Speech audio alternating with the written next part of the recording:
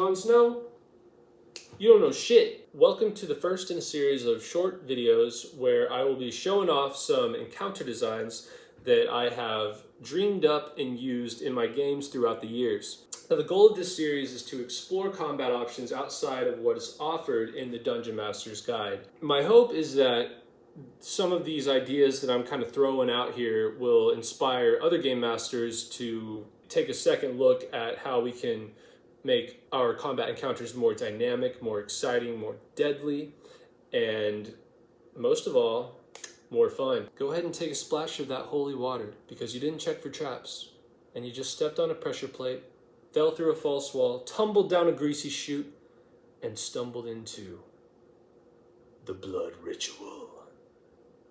So our heroes have been delving through this dungeon, searching for a lost friend. He was taken by a demon lord, and they've been trying to track him down. Lower and lower underneath this mountain, they keep descending until they finally come around a corner where they see this room with a faint red glow emanating from within.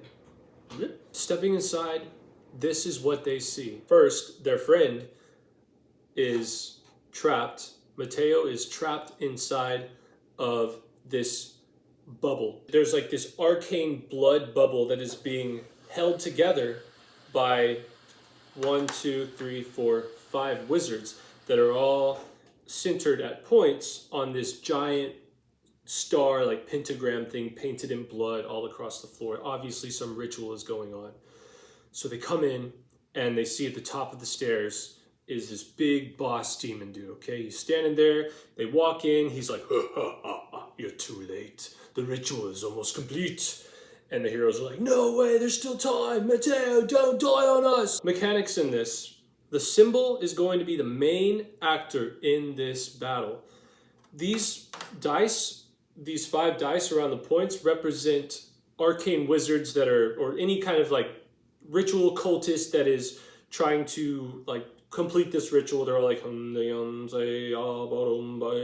they're doing this demonic chant. And in the very center is Mateo, who is entrapped inside of this blood, like this blood barrier that is inaccessible unless the party can disrupt all 5 of these wizards. The demon lord, in the meantime, is going to do his best to make sure that the party can't do that. They see this, they see the painted blood star on the floor, the 5 arcane cultists or wizards, and this demon guy is going to talk some shit and tell them they'll never succeed, blah, blah, blah. Boom, we roll initiative, the battle begins. The D4 is going to be used to determine how many rounds the party has until the ritual is complete. It could be as low as 1, it could be as many as 4. Now 4 is quite a long time, so that will give the party a decent amount of time to try to disrupt these guys. They could disrupt these guys by just maybe hitting them and making them break concentration. They could maybe shove them. It's up to you, however you want to do this. Maybe you got to kill them. However hard you want to make it, however difficult, whatever level they're at, you can adjust. But the D4, we're going to roll that and determine how long until the ritual is complete. So we roll a 4. In that case, the party's got quite a while to deal with this situation. If they had rolled a 1, that could have been very, very bad. And depending on what this comes up as, they could be completely screwed. You could do this at initiative count 20, 10, at the end of the round, whatever you're feeling, however intense you want to make this battle right off the bat. So we're going to say on initiative count 20, we're going to roll this D6. 1 through 5 is going to correspond to one of the lines of this pentagram symbol on the ground. And number 6 is going to activate the entire symbol. We roll, you get a 2. So what you'll do is you'll pick a point, it could be any point, probably the one closest to you. 1, 2, 3, 4, 5. So you kind of understand where this is going, right? You roll a 2, you count 1, 2. This line from this wall all the way to this wall and from floor to ceiling is gonna erupt in this like flaming blood explosion, like a wall of just boiling blood. And it's gonna remain there for the entire round until you re-roll the D6 and determine a new place for it to erupt to. While the party is trying to maneuver their way through this battlefield, this is why I would recommend doing it right at the very beginning, because like if you get a 5, 1, 2, 3, 4, 5, you've basically cut the party off to just this area. And that also goes for the Demon Lord too. I mean, the thing with the Blood Barrier is you can move through it, but it's going to do tons of damage if you do. And if you get caught on a line that erupts, you're going to take tons and tons of damage as well. So I would say, like, take your party's level and multiply that by a D10. And so if these were like 8th level players, fucking 8d10. Boom! You want to make it high enough that the party doesn't just say, screw it every time and just walk through it.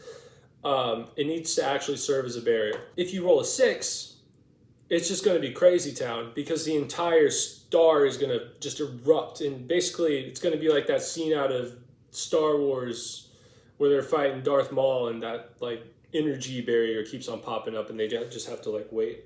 So the boss in this case, in the battle that I did, I used the Gray Slod and just reskinned him as a Demon Lord.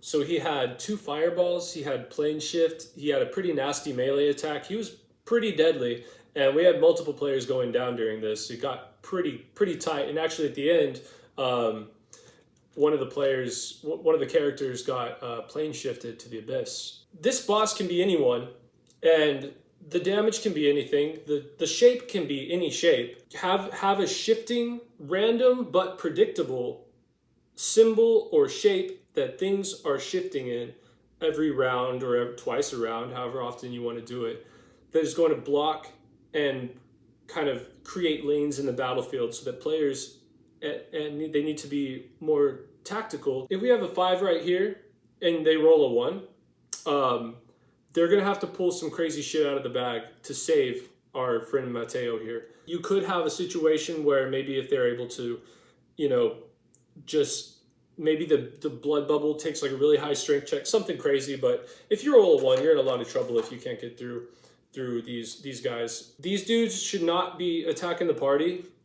while they're, the wizards should not be attacking the party while they are focusing on keeping this bubble together. Unless you want them to, but I feel like they're concentrating on this, they're going to be busy. Maybe once they break concentration, then they turn and start fighting the party. And that could be kind of a trade-off because, you know, maybe you've weakened the barrier some, so maybe it's easier to get into now, but now you have this other cultist that has turned its attention towards you. The boss in this situation, the party wants to kill this guy, but he is not the primary objective. The primary objective is to release Mateo, and all the mechanics are built around that objective. The boss really is just there to be a disruptor. And so when you build your boss, I would recommend giving him abilities that are going to allow him to be a disruptor and maybe even shift through the walls or like ride the bloodlines or something in some weird way. But you can get creative with it. But yeah, that's the first encounter, the Blood Ritual. Just a really fun battle that we had. It was very exciting. Everyone seemed to love it. So if you want to try this in your game, like I said, you can make it any shape. It doesn't have to be evil. It could be boulders floating through the sky that only come together in a certain arrangement every, you know, they're floating through the air, or like, I don't know. Get creative. You can come up with anything. But yeah, that's the Blood Ritual, and y'all take it easy. I'll see you in the next video.